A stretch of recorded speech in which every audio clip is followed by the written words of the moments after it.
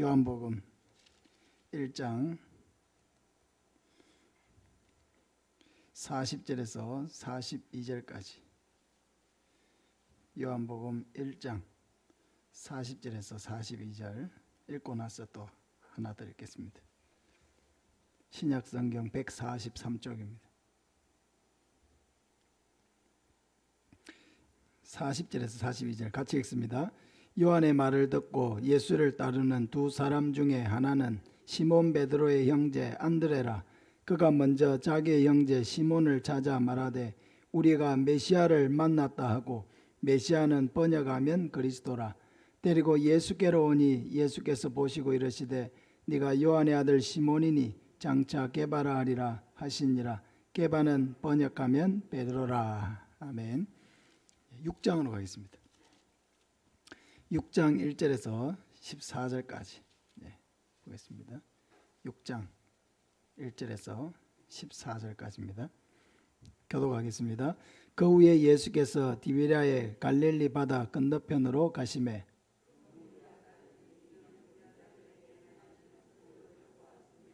예수께서 산에 오르사 제자들과 함께 거기에 앉으시니 예수께서 눈을 들어 큰 무리가 자기에게로 오는 것을 보시고 빌립에게 이르시되 우리가 어디서 떡을 싸서 이 사람들을 먹이겠느냐 하시니,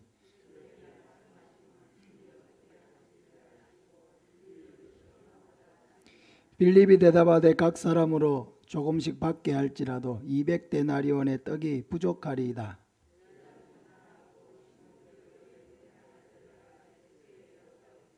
여기 한 아이가 있어 보리떡 5개와 물고기 2마리를 가지고 있나이다. 그러나 그것이 이 많은 사람에게 얼마나 되겠사옵나이까?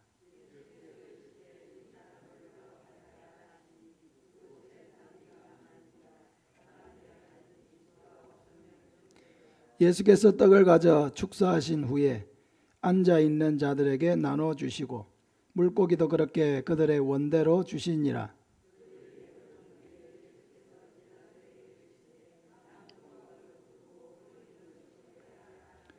이에 거두니 보리떡 5개로 먹고 남은 조각이 12바구니에 찼더라. 그 사람들이 예수께서 행하신 이 표적을 보고 말하되 이는 참으로 세상에 오실 그 선지자라 하더라. 아멘. 본문을 앞에 본문에 이렇게 펴주시기 바랍니다. 오늘 하나님의 사람들 중에서 예수님의 제자 중에 한 사람인 안드레에 대해서 살펴보기를 원합니다. 예수님의 제자 12제자 중에서 안드레는 크게 주목받는 그런 제자는 아니지만은, 그럼에도 불구하고 하나님께서는 성경 속에 이 안드레에 대한 아름다운 기록들을 우리에게 남겨주고 계십니다. 첫째, 안드레는 훌륭한 가족 전도의 모델입니다. 1장 40절부터 다시 한번 보면 요한의 말을 듣고 예수를 따르는 두 사람 중에 하나는 베드로의 형제 안드레라. 그가 먼저 자기의 형제 시몬을 찾아 말하되 우리가 메시아를 만났다 하고, 메시아는 번역하면 그리스도라. 데리고 예수께로 오니 예수께서 보시고 이르시되 네가 요한의 아들 시몬이니 장차 게바라 하리라 하시니라. 게바는 번역하면 베드로라. 안드레는 원래 세례 요한의 제자였습니다. 안드레는 세례 요한과 함께 있을 때에 세례 요한이 예수님에 대하여 이런 증거를 해주었습니다. 요한복음 1장 36절에 보면은 예수께서 그니심을 보고 말하되 보라 하나님의 어린 양이로다 이랬습니다. 세례 요한이 예수님을 향해서 하나님의 어린 양이다, 그 얘기를 할 때 안드레가 곁에 있었습니다. 안드레는 이 세례 요한의 증거를 통해서 바로 예수님이 자신들이 그렇게 고대하고 기다리던 그 메시아, 구원자, 그리스도라고 하는 것을 알게 되었습니다. 그래서 그는 세례 요한의 제자로 있다가 예수님의 제자가 된 두 사람 중에 한 사람입니다. 다른 한 사람은 성경에 정확하게 나와 있지 않아서 추정을 하는데, 사도 요한일 것으로 추정하고 있습니다. 어쨌든 안드레는 이렇게 메시아이신 예수님을 발견하고 예수님의 제자가 된 것입니다. 그리고 나서 그는 자기의 친형이었던 베드로를 찾아가서 이렇게 말했습니다. 우리가 메시아를 만났다. 우리가 메시아를 만났다. 여기서 우리라고 하는 것은 사도 요한과 안드레를 추정하는 것으로 보입니다. 그럼 우리가 메시아를 만났다. 그럼 메시아는 히브리어입니다. 그리고 여기에 대한 헬라어는 그리스도입니다. 같은 말이라는 거죠. 메시아라고 하는 것은 하나님께서 우리를 구원하시기 위해서 보내리라고 약속하신 바로 그 자를 메시아라거든요. 그 메시아는 바로 그리스도입니다. 그러니까 그리스도, 메시아 같은 말입니다. 말하자면 안드레는 예수님을 발견했을 때에 자기 혼자서 이 진리를 알고 혼자서 좋아하고 혼자서 믿는데 만족하지 않았다는 거죠. 그는 자신이 발견한 이 은혜와 이 진리와 이 기쁨을 적극적으로 자기 친형이었던 베드로에게 이렇게 소개를 했습니다. 예수님이 바로 메시아야. 우리가 기다리던 그 메시아가 바로 예수님이야 하면서 우리가 예수님을 만났다고 이렇게 베드로에게 소개를 했습니다. 이 말에는 이 안드레의 마음속에 그 예수님을 만났을 때, 메시아이신 예수님을 만났을 때에 그 마음의 기쁨과 그 환희와 그 확신이 이렇게 묻어나는 그런 표현입니다. 그래 안드레는 너무나 기뻤던 거죠. 정말로 기뻐하면서 자기가 발견한 예수님을 이 친형이었던 베드로에게 전하였던 것인데, 뭐 전도하겠다고 전한 것은 아니었습니다. 그냥 이 기쁨을 표현하고 싶어서 이야기를 한 것입니다. 내가 예수님을 만났어. 그 예수님이 바로 메시아야. 우리의 구원자야 하면서 그는 자기 안에 있는 이 기쁨, 이 발견을 그의 형이었던 사랑하는 형에게 이것을 나누고 싶었던 것입니다. 전도라고 하는 것은 전도해야지 이렇게 하면은 너무 부담되죠. 우리 마음속에. 전도는 전도해야지. 물론 우리가 이제 타성해졌고 우리가 이렇게 매너리즘에 빠질 때는 다시 한번 심기일전해가지고 다시 전도를 해야 되겠다. 그런 마음의 결단이 필요합니다. 그러나 가장 근원적으로는 전도라는 것은 우리 안에 있는 기쁨을 나누는 것입니다. 그 사람을 변화시키려고 하는 의도로 나누는 것도 아니고요. 내가 만난 예수 그리스도, 내가 만난 기쁨, 내가 누리는 은혜, 그냥 이것을 자연스럽게 사랑하는 사람들에게 나누는 것입니다. 이것이 바로 전도의 시작인 것이죠. 그래서 여러분, 예수님을 믿고 내 삶에 어떤 변화가 일어났는지, 내 삶에 어떤 기쁨이 있는지, 예배 드릴 때 어떤 은혜가 나에게 있는지, 어떤 기도의 응답이 있는지, 어떤 체험이 있는지, 어떤 내 삶을 인도하시는 하나님을 내가 경험했던 그것을 그냥 있는 그대로 사랑하는 사람들에게 나누는 것입니다. 나눌 때 그 은혜가 흘러가고 그 역사가 일어나고 마음의 문이 열리는 것입니다. 근데 안드레는 또 이렇게 나누는 데서 이렇게 멈추지 않았습니다.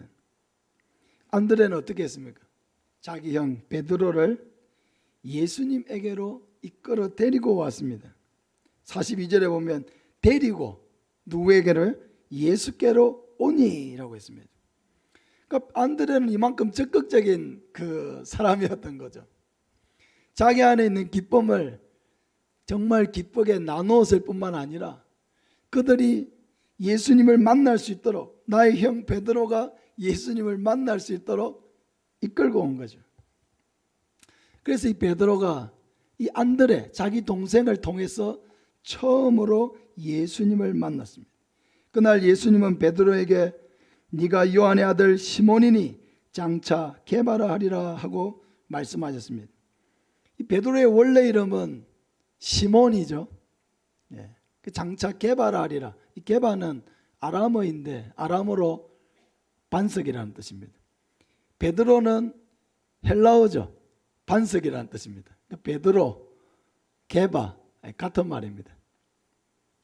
그러니까 예수님께서 너는 장차 베드로라 하리라, 게바라 하리라 이렇게 말씀하시는 것은 장차 베드로가 초대교회의 기둥 같은 하나님 나라의 일꾼으로서 쓰임받게 될 것을 미리 말씀하신 것입니다.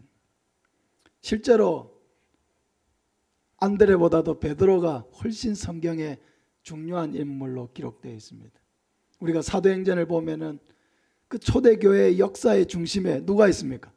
베드로가 있습니다. 1장부터 12장까지의 주인공은 누굽니까? 베드로입니다. 13장부터 28장까지는 바울이지만은 전반부에 등장하는 주인공은 베드로입니다. 베드로. 그만큼 베드로는 초대교회의 중요한 인물이었습니다. 전도는 안드레가 있지만은 베드로가 훨씬 귀하게 쓰임받은 것입니다. 사도 바울을 사역지로 인도했던 사람은 누구입니까? 바나바죠. 네. 고향 다소에 가서 약 10년 동안 무명으로 지내고 있던 바울을 데리고 와서 안디옥 교회에서 함께 사역을 시작했던 사람이 바로 바나바입니다. 바울을 이끈 사람이 바로 바나바입니다. 그러나 귀하게 쓰임받은 것은 바울이었죠. 전도할 때도 이런 일들이 여러분 교회 안에서 많이 일어납니다. 내가 전도한 사람이 나보다 훨씬 먼저 권사가 될 수 있습니다. 내가 전도한 사람이 나보다 훨씬 더 교회에서 중요한 인물로 쓰임받을 수 있습니다. 내가 전도한 어떤 사람이 하나님 나라에서 나보다 더 귀하게 쓰임받을 수 있습니다. 그러면 어떻게 해야 됩니까? 질투하고 시기해야 됩니까? 실제로 그런 일들이 좀 있어요. 내가 전도했는데 나보다도 더 교회에서 중직을 맡게 되니까 전도한 사람이 낙심을 하고 질투하고 막 시기해가지고 시험에 빠지는 일들도 있었습니다. 실제로 있어요. 그러나 우리는 그렇게 하면 안 되겠죠. 안드레가 베드로가 더 쓰임받는다고 해가지고 시기하고 질투했습니까? 바나바가 자기보다 바울이 더 쓰임받는다고 해가지고 시기하고 질투했습니까? 그렇지 않았죠. 그렇지 않았습니다. 귀한 동력자로 여기고 또 축복했습니다. 여러분, 내가 전도해서 한 영혼이 주께로 돌아오는 것 너무 기쁜 일입니다. 그 영혼이 나보다 더 귀하게 쓰임받는 것 배합할 일이 아니고 더 기뻐하고 감사해야 될 일입니다. 그럼 바울이 위대하게 쓰임받았지만은 그 위대한 바울이 쓰임받도록 중요한 역할을 했던 바나바, 그의 사역이 얼마나 중요합니까? 베드로가 중요한 인물이고 수제자였고 귀하게 쓰임받았지만은 그를 예수님께로 인도한 안드레의 사역 역시도 하나님께는 결코 작지 않은 귀한 일로 하나님은 인정하실 것입니다.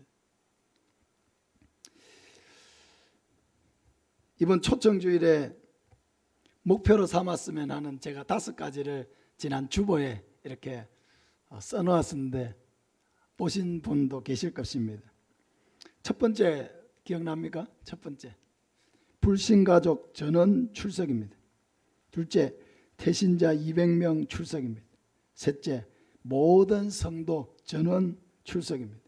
넷째, 전도왕 3명을 배출하는 것입니다. 다섯째, 열매 맺는 전도자 50명. 그러니까 우리 성도들 가운데 1명 이상 전도하는 사람이 50명 이상 되는 게 목표라고 했습니다. 목사님, 목표를 그렇게 크게 잡으면 어떡합니까? 라고 이렇게 얘기하실 분도 계실 수도 있는데, 가만히 생각해 보니까 목표가 그렇게 크지 않은 것 같아요. 내가 믿음이 이렇게 적나 싶어가지고 이걸 더 크게 잡아야 됐나 이렇게 싶은 그런 마음이 좀 듭니다.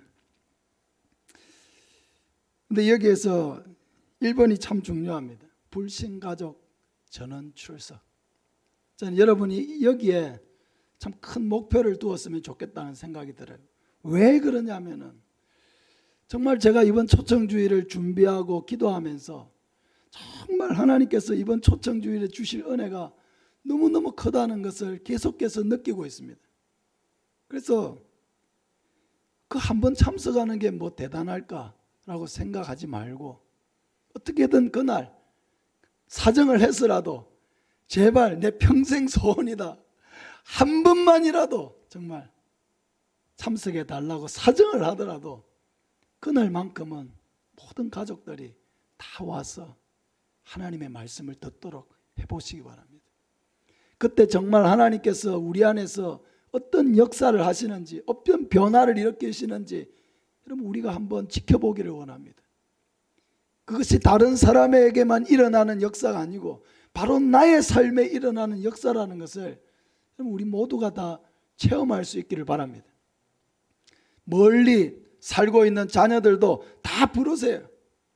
믿지 않는 자녀들 그날은 막 어떻게 해서든지 차라리 어버이날 오지 말고 그날 어버이날 와서 식사하자고 해서라도 어버이날 행사를 가정에서 좀 미루더라도 그날 다 참석할 수 있도록 자녀들, 며느리, 손자들까지 다 오라고 하십시오.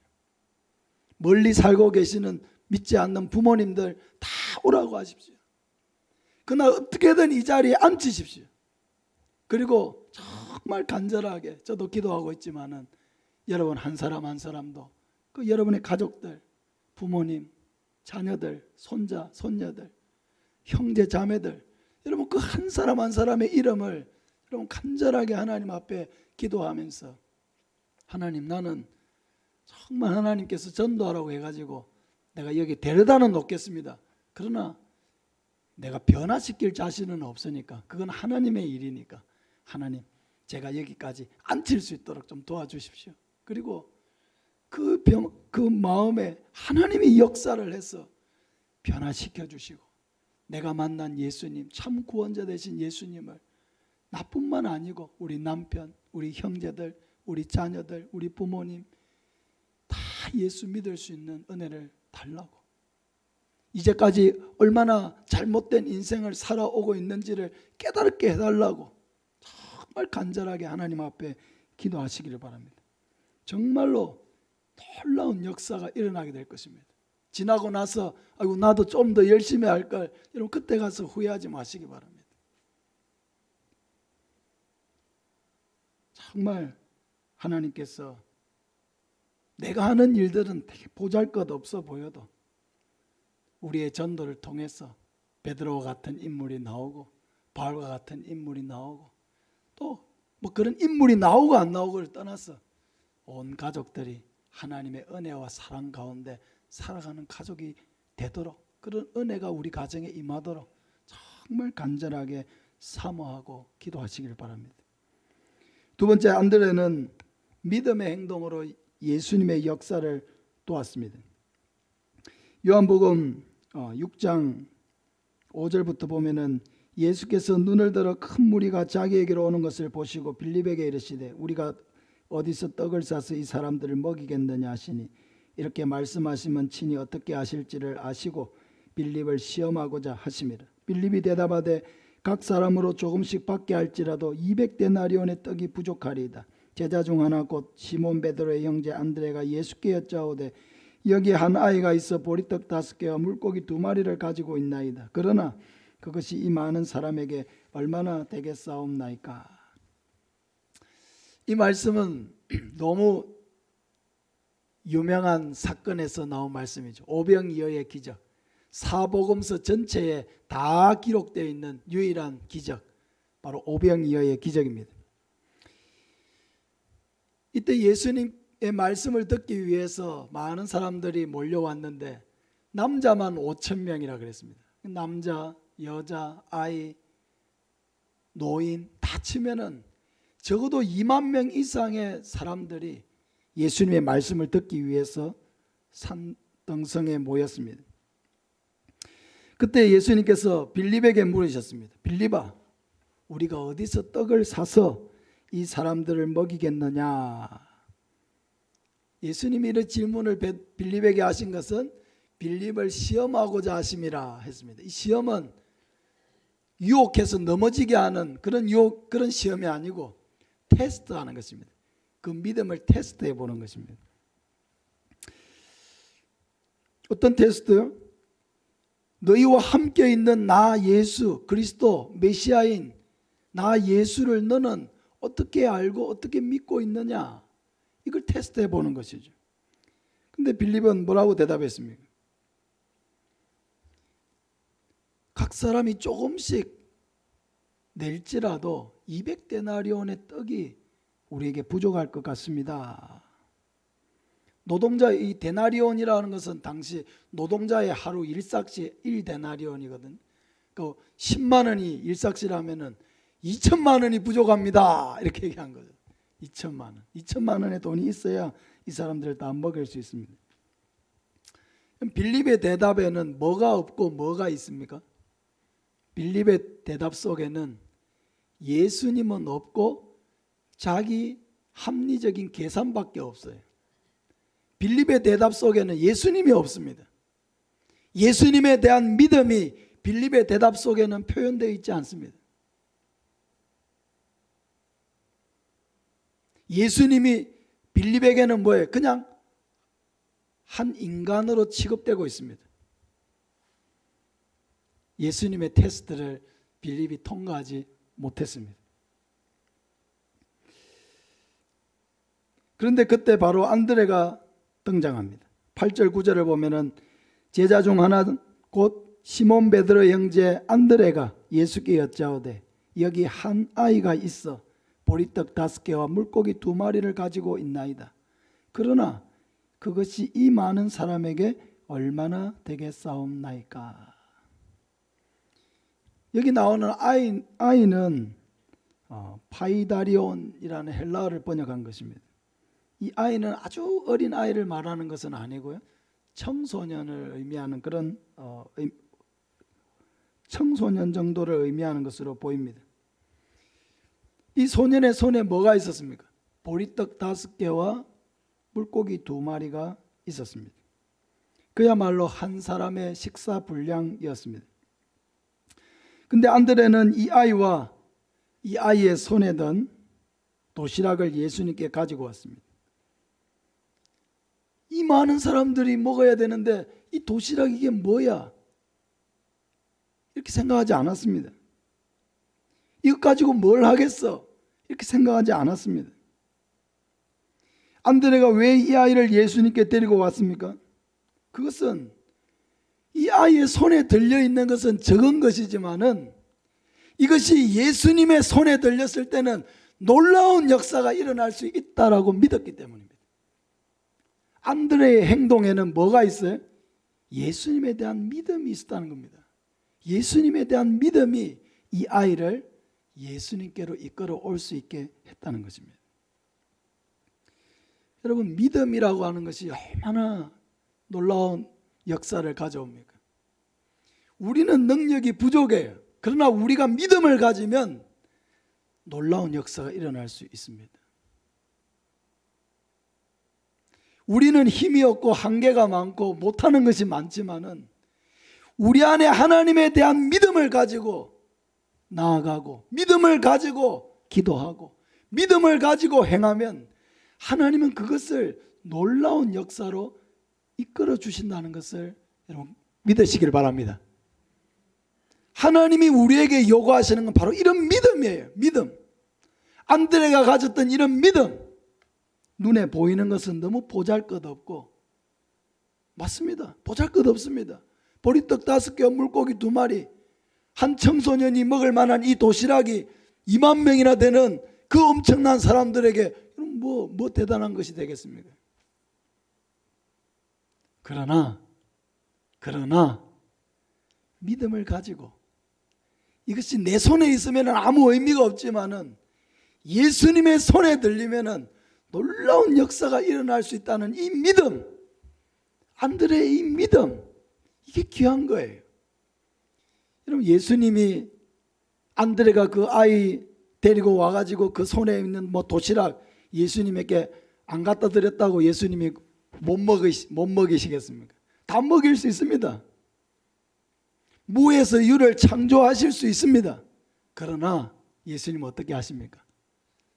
안드레가 믿음으로 가지고 온 그 어린 아이의 손에 들린 그 도시락을 이 놀라운 기적에 사용하기를 원하셨습니다.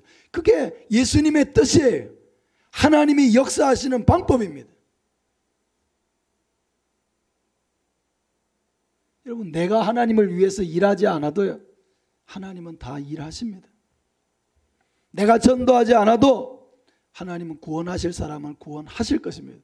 그러나 하나님은 우리가 믿음으로 하는 이 일을 사용하기를 원하세요. 믿음으로 태신자를 작정하고, 믿음으로 그 영혼을 위해서 기도하고, 믿음으로 우리의 입을 열어서 정말 초대하고, 믿음으로 사랑하는 마음으로 그 한 영혼을 전도하기 위해서 나의 작은 노력, 보잘것없죠. 뭐 이렇게 한다고 무슨 큰 변화가 있겠어 라는 생각이 우리 마음속에 들 수도 있지만은, 그러나 이 보잘것없는 행동처럼 보여도 여기에 우리의 믿음을 담아서 기도하고, 믿음을 담아서 태신자의 그 이름, 내 부모님의 이름, 내 남편의 이름, 내 자녀들의 이름, 내 형제들의 이름, 우리 이웃들의 이름, 내가 사랑하고 만나는 사람들의 이름을, 여러분, 믿음을 가지고 작성을 해서 그 영혼을 위해서 기도하고, 믿음을 가지고 문자도 보내고, 믿음을 가지고 입을 열 때 하나님이 그걸 통해서 어떤 놀라운 오병이어와 같은 기적을 행하시는지를 여러분 보라는 것입니다. 하나님의 역사를 맛보아라는 것입니다. 아무것도 하지 않고 이게 무슨 이렇게 해가지고 무슨 일이 일어나겠어? 이게 무슨 역사가 일어나겠어? 이게 무슨 큰 대단한 일이 되겠어? 하고 아무것도 하지 않고 데나리온 하나를, 한 달란트를 땅에 묻어놓고 주인 오기를 기다리는 어리석은 그런 종이 되지 말고, 그 작은 일이라도 하나님의 역사에 쓰임받을 수 있다는 것을 믿고, 하나님이 하신다면은 내가 하는 그 작은 일을 통해서도 한 영혼이 주께로 돌아오고 변화되어지고 정말 귀하게 쓰임받는 사람으로 변화될 수 있다는 그 믿음을 가지고 해보라는 것입니다. 그렇게 해서 하나님이 어떤 변화의 역사를 일으키시고 내 삶에, 우리 가정에, 내 주변에 어떤 역사를 만들어 가시는지를 체험을 해보라는 것입니다. 맛보아라는 것입니다.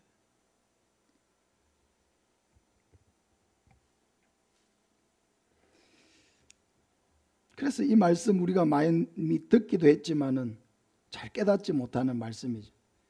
고린도전서 1장 21절에 하나님의 지혜에 있어서는 이 세상이 자기 지혜로 하나님을 알지 못하므로 하나님께서 전도에 미련한 것으로 믿는 자들을 구원하시기를 기뻐하셨도다. 전도를 하면 할수록 늘 느끼지만은 하나님은 왜 이런 방법으로 영혼을 구원하기를 원하셨을까? 천지 창조하실 때처럼 지금 이 시간부로 하이명과 삼천포에 있는 이 사천, 진주, 서부 경남에 있는 모든 사람들은 이 시간부로 다 예수 믿을지어다, 빛이 있으라 하실 때처럼 그렇게 하시면은 그 순식간에 다 예수 믿을 거를 왜 우리를 설득을 시켜가지고 우리에게 은혜를 주셔가지고 그 한 영혼을 품게 하셔가지고 기도하게 하셔가지고 발이 떨어지지도 않는데 찾아가게 하시고 입이 떨어지지도 않는데 어렵게 말을 꺼내게 하시고, 어떻게 이런 미련한 방법으로 하나님은 그 영혼들을 부르시는 것일까? 근데 여러분, 이것이 하나님의 방법이라는 거예요. 우리가 어떻게 이 자리에 앉게 되었는지를 한번 생각해 보세요. 다 그런 방법이죠. 누군가의 손길이 있었고요. 누군가의 기도가 있었고요. 누군가가 전해주는 복음을 들었기 때문에 우리가 이 자리에 다 있게 된 것입니다. 복음과 상관없이 살아갔지만은 우리도 교회와 관계없이 살아가고 하나님의 뜻에 전혀 무관한 인생을 살아갔지만은 어느 순간에 우리를 위해 기도해주고 찾아오고 복음을 전해주었던 누군가를 통해서 우리도 예수님을 만나고 예수님을 믿고 하나님의 자녀가 된 것입니다.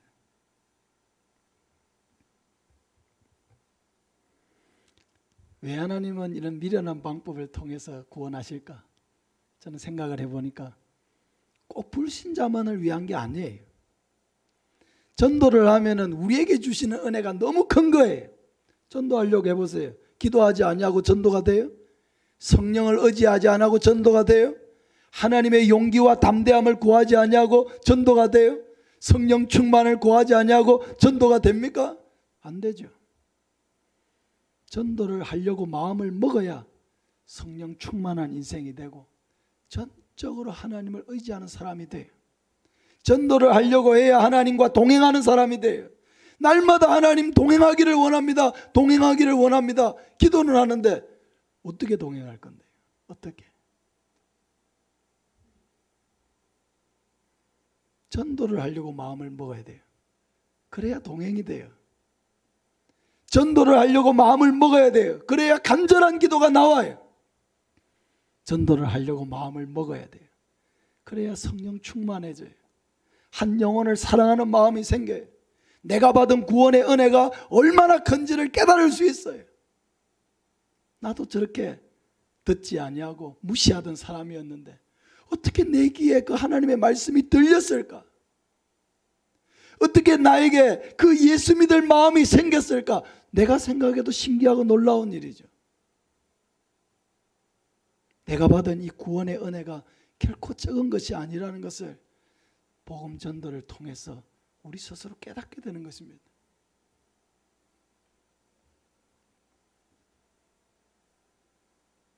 사랑하는 여러분, 그래서 최선을 다해 보려고 합니다. 저도 힘을 다해서 기도할 것입니다. 힘을 다해서 내가 할 수 있는 만큼 사람들을 만날 것입니다. 그래서 제 마음속에는 다 그런 기대가 있는 거예요. 5월 22일 하나님의 행하실 은혜의 역사, 그 은혜의 역사에서 어떤 일을 하나님이 행하실지를 기대하는 마음이 기도를 하면 할수록 마음속에서 막 솟아나는 거예요. 이번에는 하나님께서 누구를 변화시키실까? 어떤 가정을 회복시키실까? 누구를 통해서 일하실까? 막 그런 기대와 소망이 마음속에서 일어나는 것입니다. 그렇게 하려면요, 최선을 다해서 해야 돼요. 최선을 다해서 공부하는 학생은요, 시험이 기다려져요. 공부를 안 하면은 시험이 두렵죠. 시험을 안 보고 싶죠. 학교에 안 가고 싶죠. 그러나 최선을 다해서 공부한 사람은 시험날이 기다려지고요, 빨리 좋은 성적을 받고 싶고 칭찬받고 싶고 막 그런 마음이 생기는 거예요. 그날이 은혜의 날이 되기 위해서는 최선을 다하면서 준비해야 돼요. 최선을 다하면서, 내가 할 수 있는 최선을 다하면서, 이보다도 더 열심히 할 수는 없다, 그런 생각이 들 정도로 해보는 거예요. 그걸 통해서 하나님이 어떤 역사를 정말 일으키시는지, 그것이 내 인생에, 내 주변에, 우리 가정에 어떤 역사를 만들어 가시는지를 체험을 해보는 것입니다.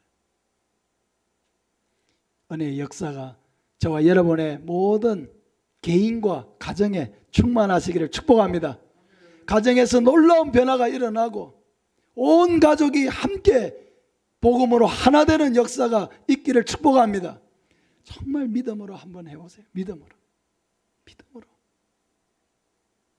지금 이 상태로 사는 것이 정상이라고 생각하지 말고 믿음으로 하나 되는 모습을 머릿속에 그리면서 그날에 우리의 가족들이 아무 생각 없이 한번 따라왔다가 예수님을 만나고 변화되고 눈물 흘리고 회개하고 나와 같이 믿는 자가 되는 은혜의 역사를 소망하면서 그렇게 여러분 기도하시기를 바랍니다. 반드시 하나님의 역사가 일어나고 그날 구경꾼이 아니라 하나님의 은혜의 역사의 주인공이 될 줄로 믿습니다. 우리 같이 한번 기도했으면 좋겠습니다.